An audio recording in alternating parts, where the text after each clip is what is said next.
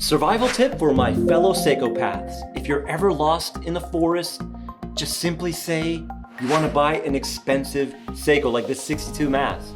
And then, out of nowhere, a Swiss fanboy will emerge. You will be saved, but you'll have to listen to, "You can buy a Swiss watch for that price." Yes, that's how they say it. They have a high-pitched voice. They all do it. They all have it. It's always in the comments. I usually delete them, block them from the channel. Anytime a Seiko watch is above about $1, they go crazy that we're not buying Swiss watches. Well, to that I say go.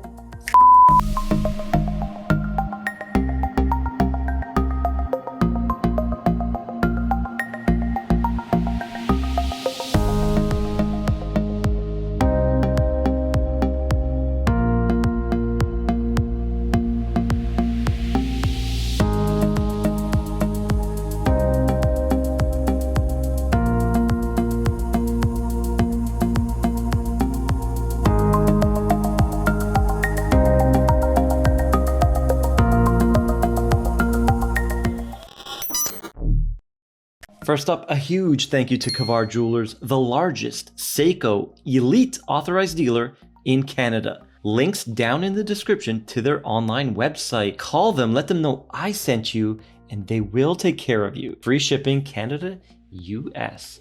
Now let's begin. Introducing the all-new Seiko Alpinist Modern Reinterpretation, the SPB241. What a beauty. I asked on Instagram and on Facebook, a lot of people wanted to see the cream dial, and I agree. I want one of these, and I think the cream dial, I'm a little bit torn between the gray and the cream. So the strong response for the cream is why we're doing it first, and this thing is absolutely beautiful. Look at this gorgeous timepiece. The Alpinist has finally come back to its original form, and it's glorious. To me, this is an Alpinist, and you know what? I almost bought or rebought the blue Alpinist the other day, and I'm glad I didn't because this just feels right. There's something elevated about this vintage look. This case is deceivingly simple. It exudes elegance. Look at that high polish on the top of the lugs. It's cut in half with the brushing. It really slims down the look of that lug. So you get a nice thick lug that looks deceivingly thin from far, giving it that vintage feel that we all love. It's gonna have a little bit of a muted look on the wrist. It's gonna disappear and become one with the wrist. That's what we want. This watch is pure class. Let's do those measurements. 39 millimeters in diameter. I came in right above the crown and right below the 9. So perfect diameter of 39 millimeter and a thickness of 13.2. A little bit chunky. However, there is a domed sapphire crystal, single domed. So that's adding to the height just a bit, but you get a beautiful distortion as you can see right there. Love that crystal. No drilled lugs, which I believe was on purpose, keeping that clean vintage look, and a lug to lug of 45.9. So this watch is gonna wear fantastic on almost every wrist. Now for the bracelet, we have solid end links and solid links, and it is female end link. It's not gonna overhang. We do have a signed clasp Seiko 2-button release, and as you can see, it does have a nice chamfer right there on the milled clasp. So where it touches your wrist, ultra comfortable. You just release it like this, and there you can see it better. Display case back, I believe it's Hardlex, not 100% there, and you can see that 6R35 movement. Pins and collars, so not screwed links. The bracelet size is 19, tapering down to 19, so absolutely no taper. And some of you are going to be upset that it's 19. I know we have a lot of nice 20 mil straps, and unfortunately it's not going to fit. This one has a healthy sized crown at 6.5. It is screw down. That screw down crown is helping achieve this 200 meters of water resistance. This is Prospex sapphire crystal a tough tool watch, perfect for exploring, perfect for respecting the Alpinist DNA. I think this Alpinist definitely replaces the SARB, the 035 and the 33. Why? Because you know what? People used to put NATOs, mostly the gentry, on the SARBs and wear it as an everyday sports watch. Doesn't work as well. Yes, there's a tiny bit of lume, but this has tons of lume, more water resistance. This one is the sports watch, the everyday watch that you need. The SARB, you know what? We don't need it anymore. We got this one at $750 USD. On the strap, $725. So $25 extra for the bracelet. I know a lot of people are gonna want the green on the bracelet, so there's gonna be a lot of selling and flipping on the forums. Good luck to everyone who wants to do that combination. Now the dial and hands, we got a beautiful creamy champagne sun ray dial. Faux patina applied indices. They look absolutely applied, not pressed like the Compass Alpinist. Now the indices at 12, the tiny one at 3 beside the date window, 6 and 9 are completely flat, high polish. The other hour indices are beveled on the edges, also high polished. It's a nice look. Faceted hands, divided in the middle, also with the faux patina.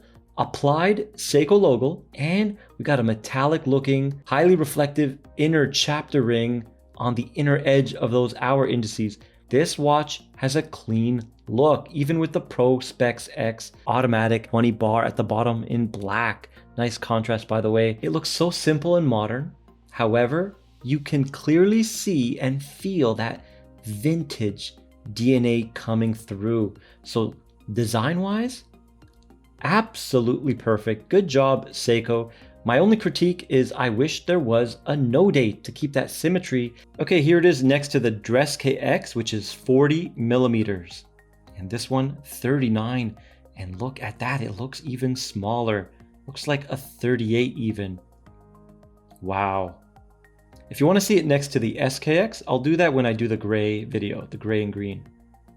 Thickness about the same, 13. Lug to lug looks to be slightly longer on the new Alpinist. Actually, they look very close. Wow, so very comparable in size, these two watches, but the Alpinist presents smaller on the wrist. So these two are very similar in size. If you want to know how this will wear on your wrist, it's basically going to be like a Dress KX, maybe a tad smaller, a little bit more elegant on the wrist. Okay, here it is on my 6.5-inch wrist. Wears fantastic. Tons of presence. Look at that. Very nice. Downturn on the lugs, hugging nicely. Yep. This case, I don't feel any hot spots on the top. Of course, it's not sized properly, but I'm pushing down hard and it feels ultra comfortable. So good job, Seiko. This case seems like a winner to me. All the links are still on and the tag is half on. 146, exactly what Seiko put on their website, 146. We're gonna check her out on the Timegrapher 4 rounds dial up, 4 rounds, 12 down to get a good idea how it will act on your wrist. Okay, so now we have 307 amplitude. Wow. 0.3 milliseconds in beat error, +2, looking to be +1 now. Yes, +1. Amazing, no snowflakes. 21.6 VPH. This is 6R 35. 4th round, final round, 0. Okay, let's do 12 down. Okay, let's check out 12 down. This one does have 70 hours of power reserve, hack and wind automatic, 24 joules, starting off badly at -7. Going to -6 now, strong drop in amplitude, totally normal with these movements. Little bit of beat error increased 0.5. Now we're going to -6. Now we're going to -5. Let's check out the 4th and final round. So we got 0 dial up and the 4th and final round, oh, we're back to -7. All right, so on the wrist from 0 to -7, about -4, -3 seconds a day. Pretty good. There is the Lume shot, ultra strong Seiko Lume Bright in blue, even with the faux patina. Nice. And look at that cathedral 12 o'clock indice. Beautiful.